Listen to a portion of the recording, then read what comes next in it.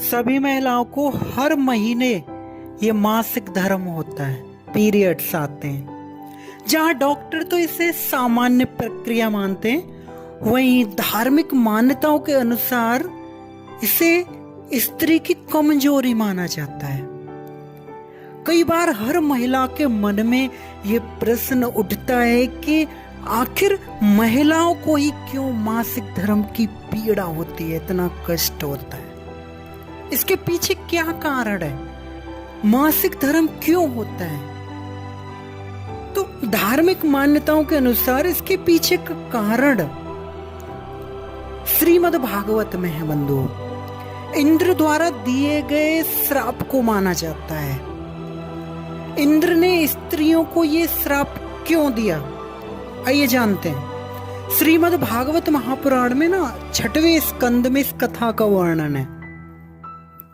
इंद्र जो है वो देवताओं का राजा, उसको ना त्रिलोकी का ऐश्वर्य पाकर ना एकदम उसको घमंड आ गया। एक दिन की बात है, वो इंद्र भरी सभा में अपनी पत्नी सची के साथ ना सिंहासन पर बैठा रहा था, और उसी समय वहां पर जो है जब वो बैठा हुआ है तो वहां चारण गंधर्व अप्सराएं उनकी सेवा कर रही हैं, स्तुति कर रही हैं। वहां तो इंद्र की कीर्ति का गान हो रहा था। उसी समय वहां पर क्या हुआ, देवताओं के गुरु, इंद्र के जो गुरु हैं बृहस्पति, वो वहां पे आ गए अचानक। तो इंद्र ने देख लिया कि गुरुदेव आए, परंतु वो खड़े नहीं हुए, ना ही आसन देकर उनका आदर सत्कार किया। अब तो बृहस्पति जी तो त्रिकालदर्शी हैं, उन्होंने देखा कि ये तो ऐश्वर्य मद का दोषी है, इतना इसको घमंड है ऐश्वर्य में। वे वहां से चुपचाप निकल पड़े और अंतर्ध्यान हो गए वहां से। उसी समय बंधु वहां इंद्र को ये चेत हुआ, इंद्र समझ गया कि मैंने अपने गुरु की अवहेलना की है। वो भरी सभा में स्वयं की निंदा करने लगा जोर जोर से, हाय हाय, मैंने भरी सभा में मूर्खतापूर्ण कार्य किया है। मैं ऐश्वर्य के नशे में चूर होके अपने गुरुदेव का तिरस्कार किया। अरे गुरुदेव तो ज्ञान के अथाह समुद्र होते हैं। जो गुरु जी का तिरस्कार करते हैं वो पत्थर की नाव की तरह डूब जाते हैं।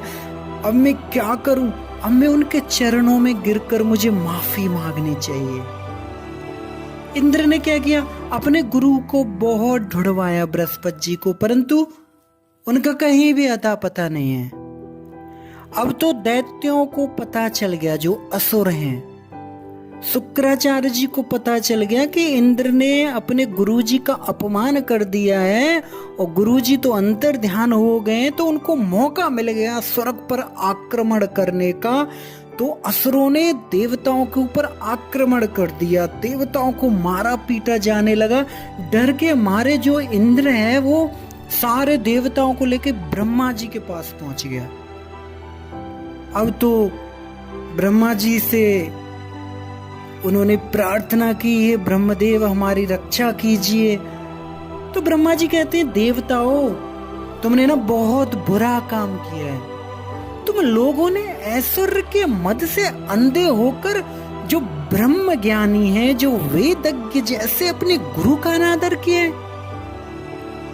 अरे देवताओं जो श्रेष्ठ ब्राह्मण होते हैं, गोविंद भगवान, गाय, इनकी जो सेवा करते हैं ना, उनका कभी अमंगल नहीं होता है। इसलिए अगर तुम लोग बचना चाहते हो तो आप ऐसा करो, तुम लोग शीघ्र ही त्वष्टा के पुत्र जो हैं वो विश्वरूप ऋषि, उनके पास जाओ, क्योंकि वो बड़े ब्रह्मज्ञानी ऋषि हैं। अगर आप उनकी सेवा करोगे तो शायद उनका सम्मान करोगे, क्योंकि वो एक सच्चे तपस्वी हैं। अगर उनका सम्मान करोगे तो वे तुम्हारा काम बना देंगे। अब तो सारे देवता लोग विश्वरूप ऋषि के पास गए, उनको गुरु मानकर उनकी सेवा करने लगे। बंधु, ये जो विश्वरूप हैं, विश्वरूप ऋषि के 3 सिर थे। एक सिर से वो सोमरस पान करते थे, दूसरे वो अपने सर से वो सुरा पान करते थे, और तीसरे जो उनका सिर था वो से अन्न खाते थे।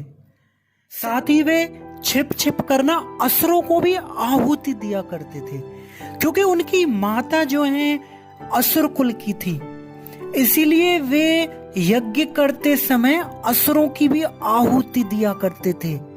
तो देवता, अब तो इंद्र ने देखा कि ये तो देवताओं का अपराध कर रहे हैं और हमारे साथ ये तो कपट कर रहे हैं, क्योंकि वो तो हम उनका इतना सम्मान करें, हमारी सामग्री से वो असुरों की आहुति क्यों दे रहे हैं। इससे इंद्र जो है वो डर गया और क्रोध आ गया। क्रोध में क्या किया उसने, विश्वरूप के 3 सिर काट दिए। एक गुरु की हत्या करना घोर पाप है बंधुओं, इसलिए इंद्र पर ब्रह्म हत्या का पाप आ गया, जिससे बचने के लिए वो 1 साल तक फूल की कली में रहे और भगवान की तपस्या की।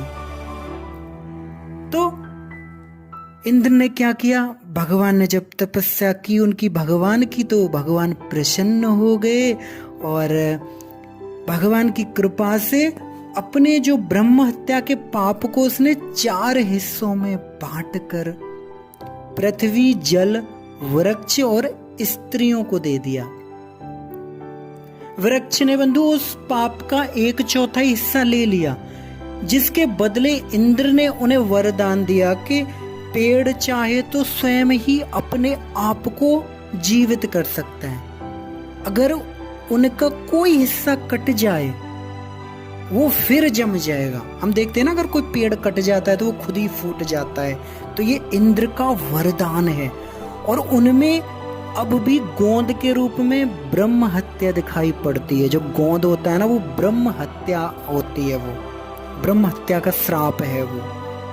तो जल ने भी जो ये वर पाकर, मतलब कि खर्च करते रहने पर भी निर्झर आदि के रूप में तुम्हारी बढ़ती होती रहेगी, यानी कि जल कभी भी कम नहीं होगा, वो कहीं ना कहीं से बढ़ता ही रहेगा। ब्रह्म हत्या का 4था भाग स्वीकार कर लिया। और पानी में जो ये फेन, बुदबुदे आदि के रूप में ये दिखाई पड़ता है ना, यही ब्रह्म हत्या दिखाई पड़ती है।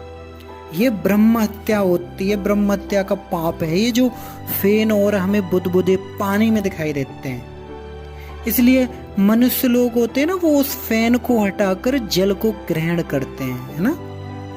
तीसरा भाग वो पृथ्वी ने ले लिया। पृथ्वी ने बदले में ये वरदान लेकर के जहां कहीं गड्ढा होगा वह समय पर अपने आप भर जाएगा। ब्रह्म हत्या का 4था भाग स्वीकार कर लिया। वही ब्रह्म हत्या पृथ्वी में आप देखते हो कहीं कहीं ऊसर के रूप में दिखाई पड़ती है।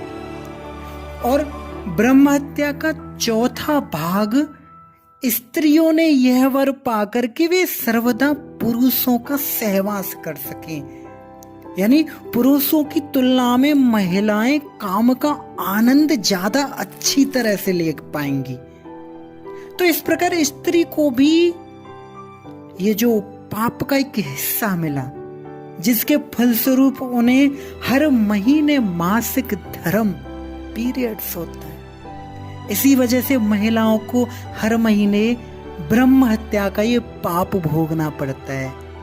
बंधु, मासिक धर्म से संबंध में ये जो कथा है ये श्रीमद् भागवत में है।